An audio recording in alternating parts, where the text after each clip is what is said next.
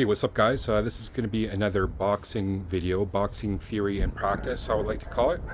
And just a bit about me, my boxing experience. I've only been doing it for 2 years, but I train with coaches who are former pros and like really great coaches. And my boxing's come a long way, even at 40 to 42 years old. I feel now like I've gone from like a beginner to an intermediate stage where I can hold my own in sparring and such.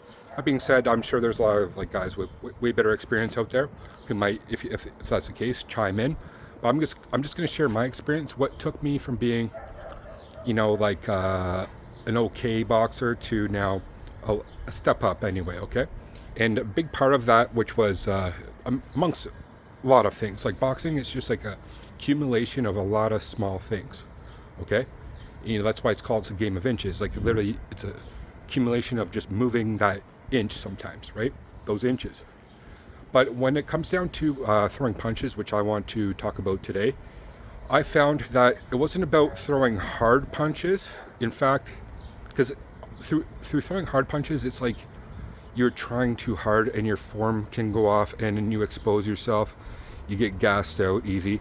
Now, there's a time and place to obviously throw hard punches, but for the most part, we want to throw accurate and quick punches.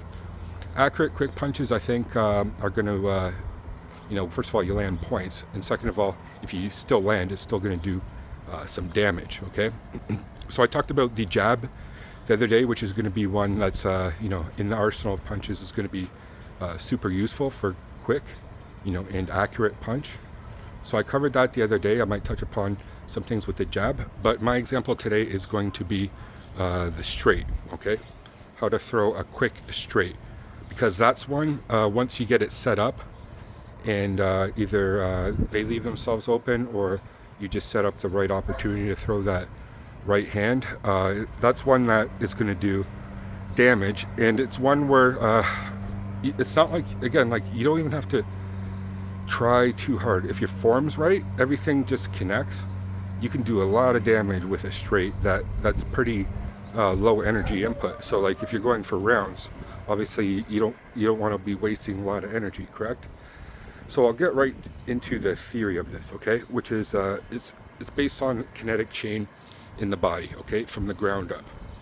So when we're doing a straight, a lot of times we learn that it's like crushing a bug with your feet. So it's like you turn your toe like this. So this is going to be the first thing.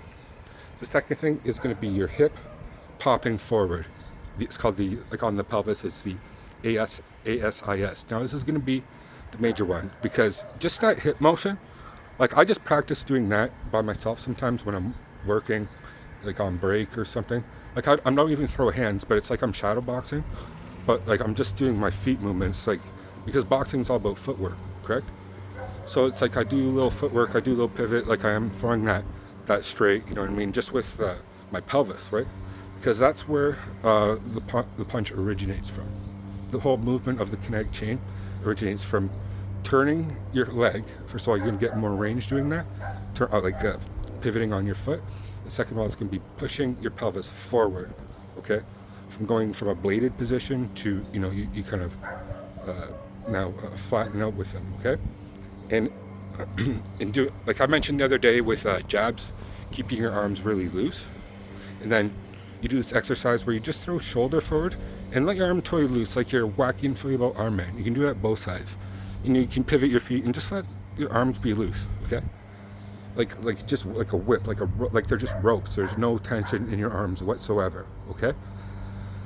Because in this kinetic chain that happens, that starts from the foot to the pelvis. Now with the shoulder, when you whip it, then when you add the arm a little bit, it's like your arm is a rope, and then it's like having a brick at the end of a rope, okay? That's the best way I can think of like a metaphor for it. Because when you swing that shoulder forward with kind of a loose like noodle arm, you want to call it, but then when your arm goes straight and then turns like this right at the end and then comes forward and tightens up, that's the brick at the end of a rope, okay? And as long as you had that whole body motion in place, which first of all, it doesn't all happen at the same time. Well, it can, but ideally not. Ideally, it starts from the ground, then goes here, up, up. That's why it's a chain. And it's like, but it happens so fast, okay? And this is where the practice comes in shadow boxing and such. Because if you can whip that through, it's like that fast, like pa pa pa pa pa pa, in like the movements. And then once you hit that, this whip is going to be lightning fast, and it's going to be hopefully accurate as well. You know, speed and accuracy in boxing is, I would say, more important than power, although power is very important as well. It only takes one powerful punch to end a fight. But in boxing, generally, with gloves on and things especially, you're not knocking somebody out one punch. So, so this is where the key of the theory is, okay, of throwing lightning fast punches, which, you know, I gave the example of the straight and the jab because they're ones that are like right down the middle. So they're going to be good, but hooks are the same. I'm not going to address hooks so much in this video. I think that's another video. But straight's going to be the primary example for this, okay?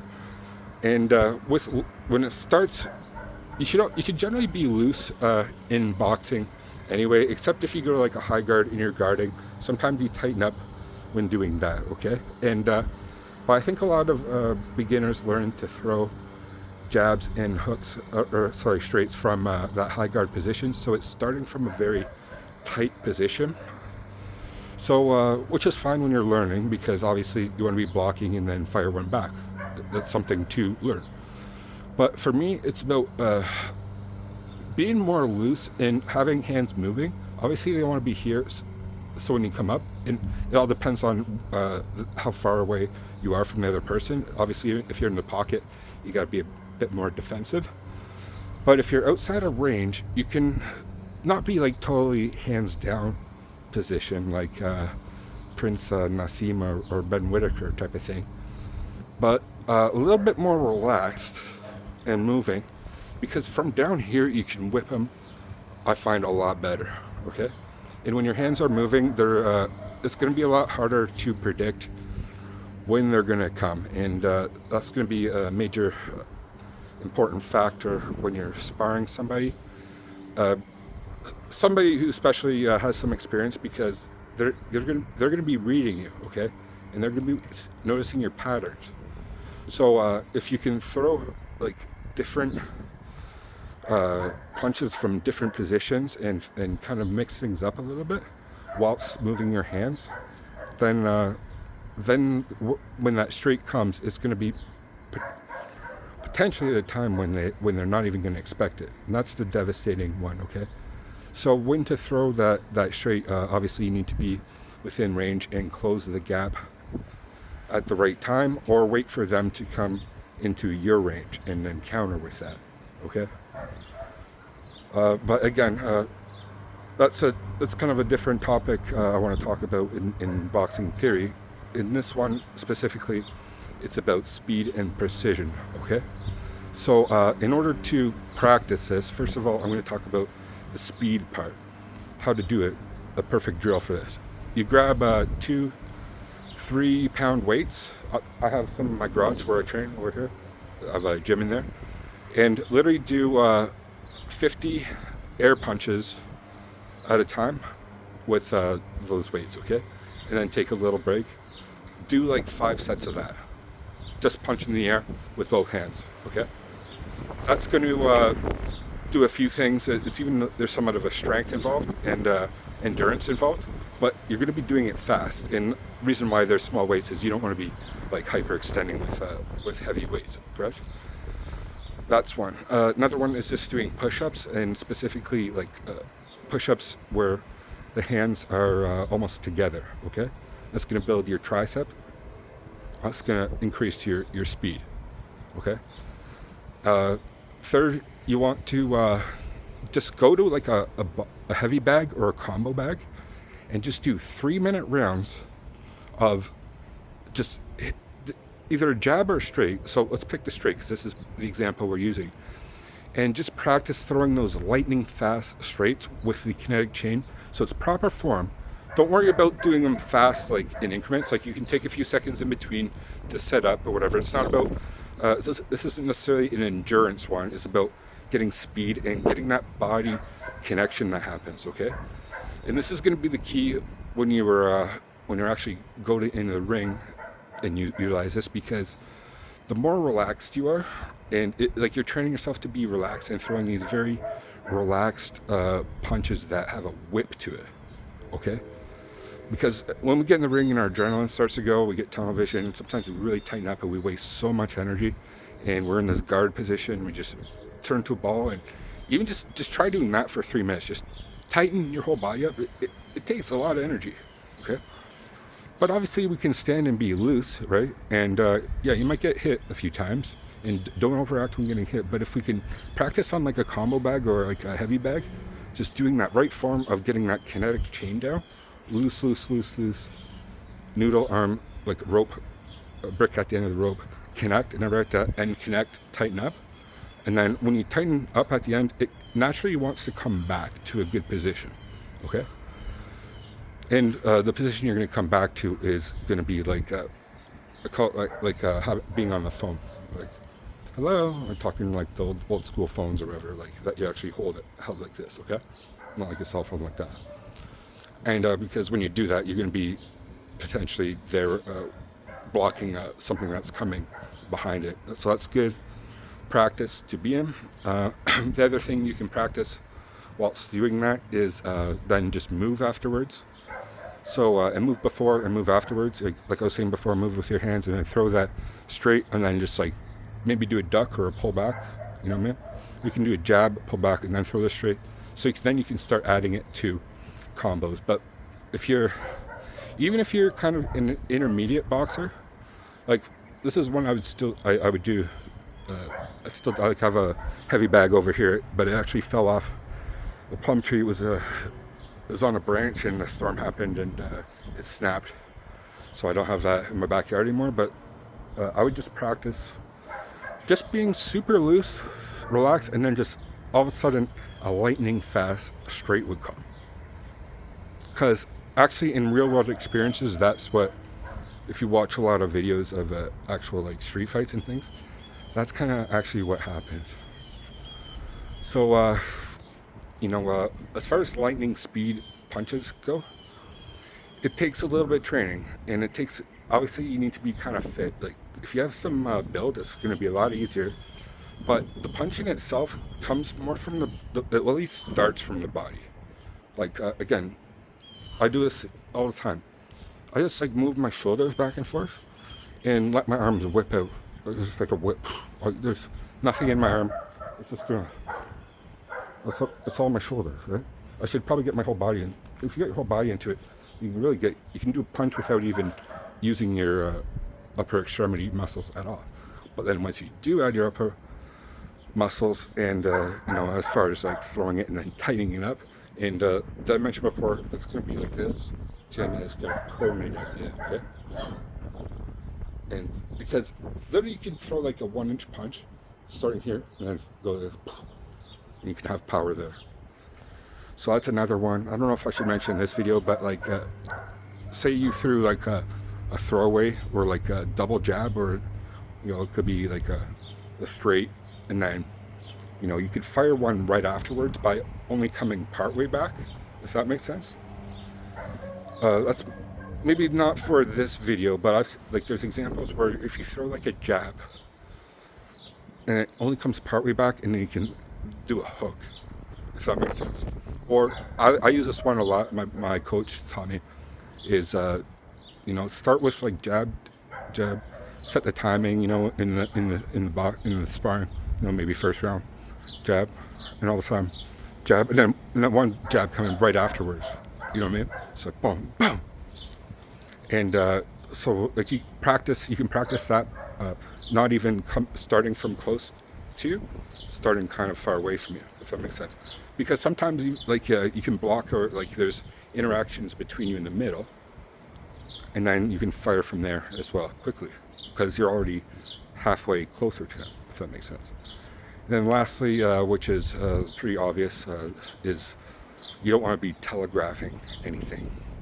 Even if it's a quick punch, if you send a signal that that you're about to throw something, they're going to catch on. They're going to notice that even subconsciously through the rounds, and they'll be watching for those little cues.